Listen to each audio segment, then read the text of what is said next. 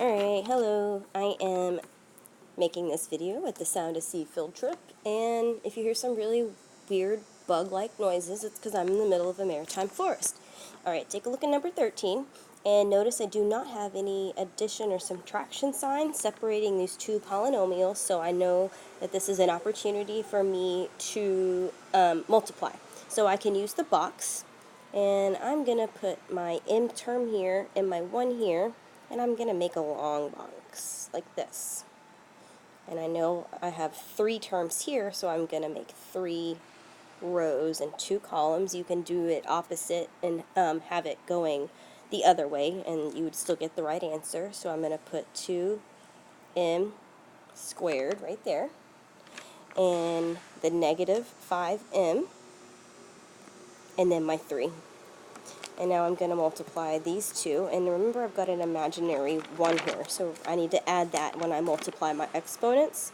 So in this box I'm looking at 2m cubed, and 2m squared times 1 is going to give me 2m squared, and negative 5m times m is going to give me a negative 5m squared. Negative 5m times 1 is going to give me negative 5m. 3 times m is going to give me 3m, and 3 times 1 is going to give me 3. Now let's take a look at our like terms, and I see that I have a 2m cubed, and I don't have any other m cubed, so I can go ahead and pull that one out of the box.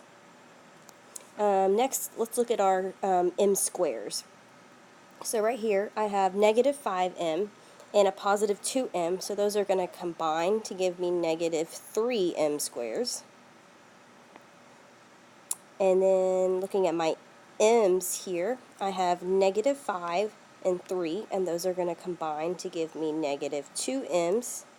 And then this guy is all by itself, and so that's going to be plus 3. So take a look, make sure that you can't combine anything, make sure you made all of your like terms connect, and that should be your final answer. On number 14, this is reading 4x minus 5 squared. So you need to remember what it means to square something. It means that you are multiplying something by itself. So that would actually look like 4x minus 5 times 4x minus 5, because it's multiplying by itself. So let's do a 2 by 2 box. So we're going to say 4x minus 5 and 4x minus 5. 4 times 4 is 16, and don't forget to add these imaginary ones, so that would be x squared. And then negative 5 times 4 is negative 20. And we'll put that 1x there. Negative 5 times 4 is also negative 20, but that's an x. And then the last box is going to be a negative times a negative, which is a positive 25.